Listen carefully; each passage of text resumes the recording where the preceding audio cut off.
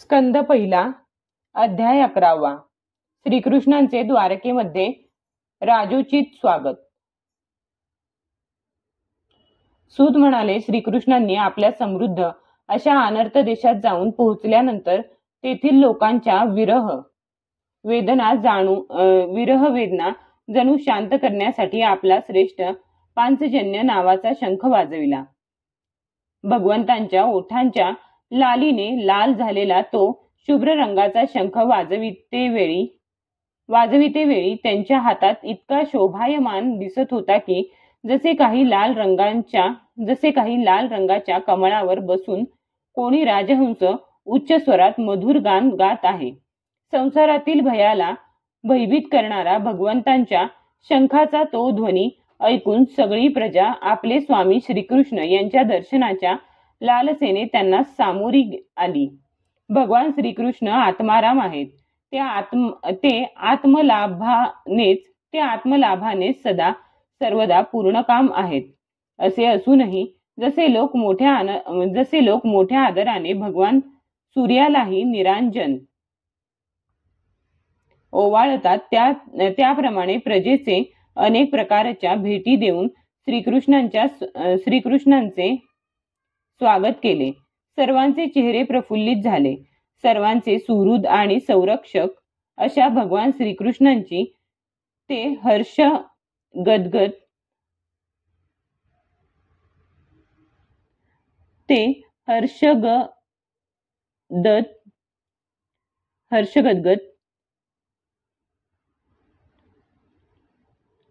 वाणीने अशा प्रकारे स्तुती करू लागले की जशी मुले आपल्या वडिलांशी बोबड्या बोलाने बोलतात.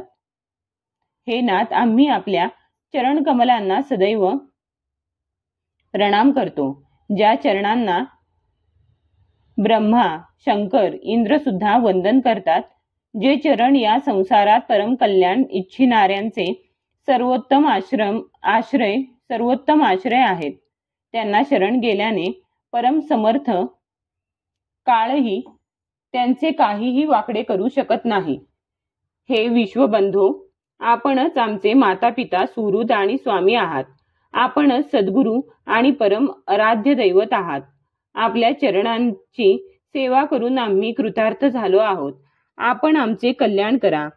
अहाहा, आपल्या प्राप्तीने आम्ही सनात झालो. कारण सर्व सौंदर्याचे सार असलेल्या आपल्या रूपाचे आम्ही दर्शन करीत आहोत. तसेच प्रेमळ स्मित हास्यपूर्वक स्निग्ध दृष्टीने पाहणारे मुखकमल आम्हाला पाहायला मिळत आहे. हे दर्शन तर देवांनाही दुर्लभ आहे. कमलनयन श्रीकृष्णा, आपण आपल्या बांधवांना भेटण्यासाठी जेव्हा हस्तिनापुराला किंवा मथुरेला जाता तेव्हा आपल्याशिवाय जाणारा एक क्षण आम्हाला कोट्यवधी वर्षांइतका मोठा वाटतो. सूर्याशिवाय डोळ्यांची जशी तशी आमची आपल्याखेरीज अवस्था होते. प्रजेच्या मुखांतून जशी स्तुतिवचने ऐकत आणि आपल्या कृपामय दृष्टीने त्यांच्यावर अनुग्रह करीत भक्तिवत्सल भगवान श्रीकृष्णांनी द्वारकेत प्रवेश केला.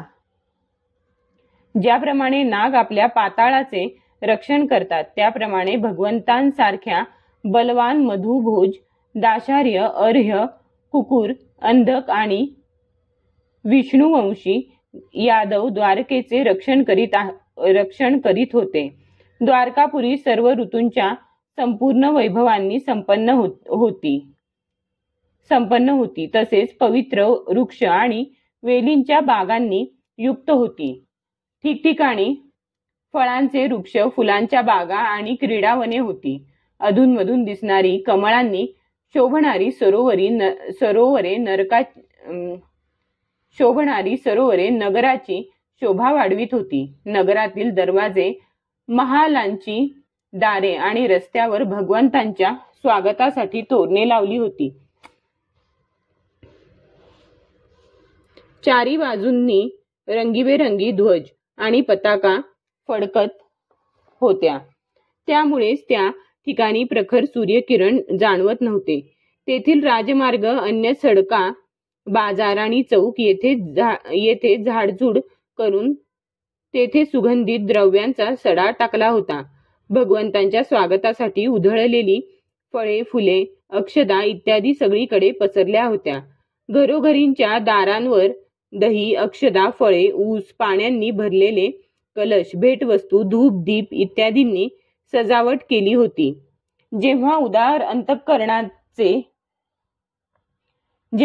अंतःकरणाचे वसुदेव, अक्रूर, उग्रसेन, अद्भुत पराक्रमी बलराम, प्रद्युम्न, चारुदेशन आणि जांबवती पुत्र सांबाने असे ऐकले की आपले प्रियतम भगवान श्रीकृष्ण येत आहेत, तेव्हा आनंदाच्या भरात त्यांनी झोप, उठणे,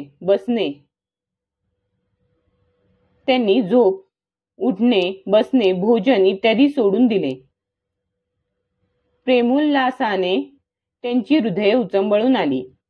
शुभशकून व्हावे म्हणून त्यांनी गजराजाला अग्रभागी ठेवून मंगल पाठांचे गायन करणाऱ्या मंगलमय सामग्रींनी सुसज्ज अशा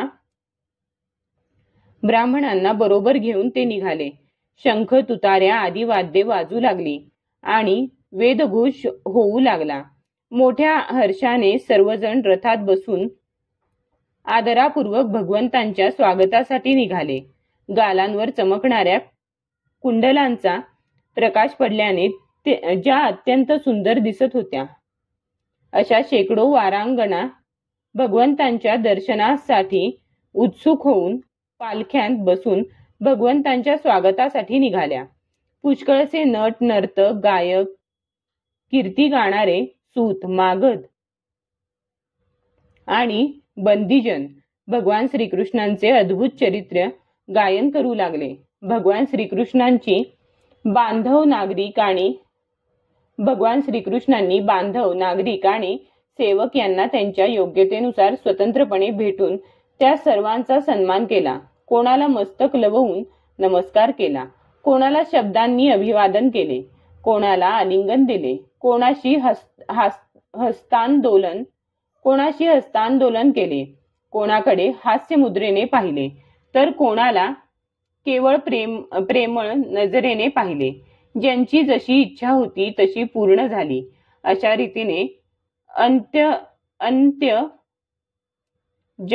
रीतीने अंत्यजांपर्यंत सर्वांना संतुष्ट करून गुरुजन, सपत्नीक, ब्राह्मण, वृद्ध तसेच अन्य वडिलांचे आशीर्वाद ग्रहण करीत आणि बंदीजनांकडून स्तुती ऐकत सर्वांसह वर्तमान भगवान श्रीकृष्णांनी नगरात प्रवेश केला.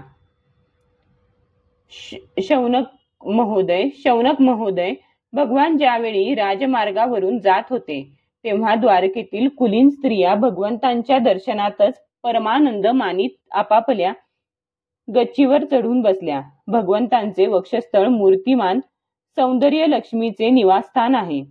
त्यांचे मुख नेत्रांनी पिण्याचे सौंदर्य सुधेने भरलेले पात्र आहे. त्यांचे बाहू लोकपालांचे निवासस्थान आहेत. त्यांचे चरण कमल भक्तांचे आश्रयस्थान आहेत. त्यांचे अंग प्रत्यंग शोभेचे धाम आहे. भगवंतांचे हे रूप द्वारकावासी नित्य निरंतर पाहत असतात, तरी सुद्धा त्यांच्या नेत्रांची तृप्ती होत नाही. द्वारकेच्या राजपथावरून जाताना भगवान श्रीकृष्णांच्या मस्तकावर शुभ्र वर्णाचे छत्र धरले होते. शुभ्र वर्णाच्या चौऱ्या ढाळल्या जात होत्या. चारी बाजूंनी पुष्पवृष्टी होत होती. पितांबर आणि वनमाला त्यांनी धारण केली होती. त्यामुळे श्याम वर्णाचा मेघ एकाच वेळी सूर्य, चंद्र, इंद्रधनु आणि विद्युत तेजाने शोभिवंत दिसावा, तसे श्रीकृष्ण शोभायमान दिसत होते. भगवान सर्वप्रथम आपल्या माता पित्यांच्या महालात गेले. तेथे मोठ्या आनंदाने त्यांनी देवकी आदी आपल्या 7 मातांच्या चरणांवर डोके टेकवून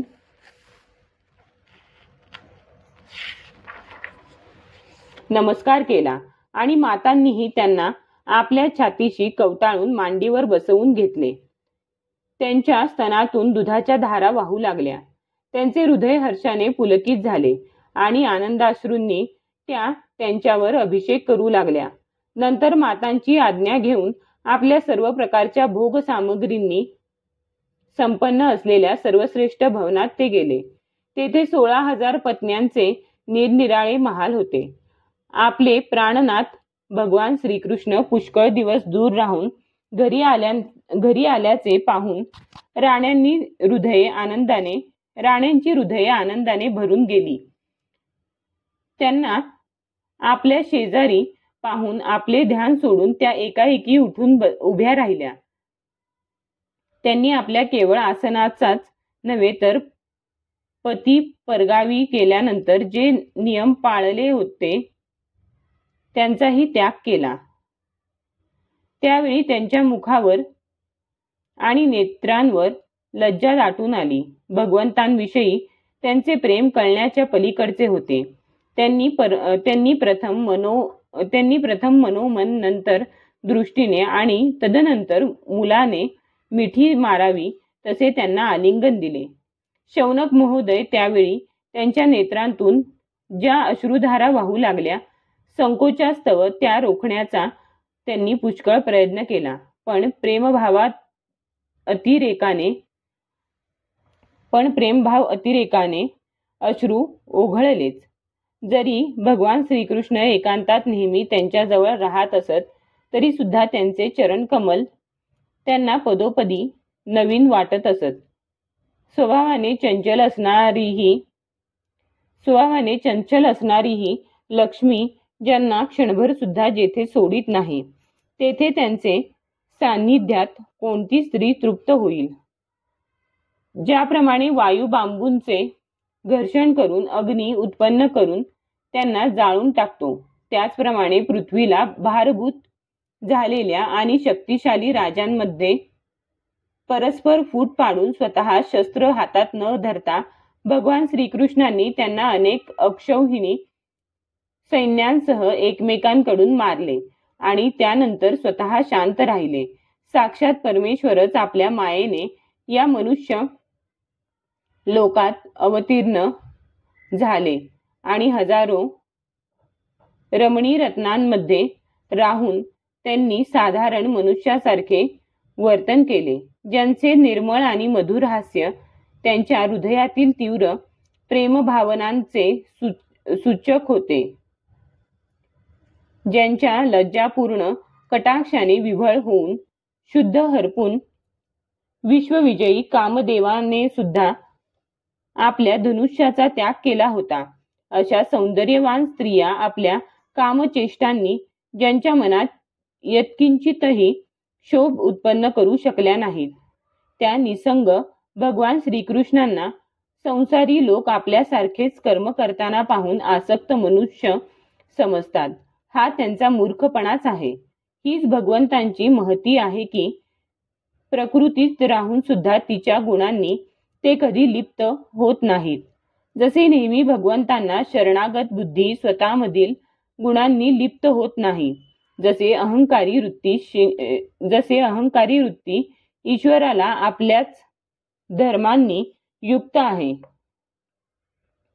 असे मानते, त्याप्रमाणे त्या मूर्ख स्त्रिया सुद्धा श्रीकृष्णांना आपला एकांतसेवी स्त्रीलोलूप भक्तच समजत होत्या, कारण त्या आपल्या स्वामींचा महिमा जाणत नव्हत्या. अध्याय 11 समाप्त. पती परदेशात गेल्यावर स्त्रीने खेळ, सुंदर वेशभूषा, सभा संमेलनात जाणे, हास्य विनोद करणे, दुसऱ्यांच्या घरी जाणे या गोष्टींचा त्याग करावा. हे नियम याज्ञवल्क्य स्मृतीत दिले आहेत.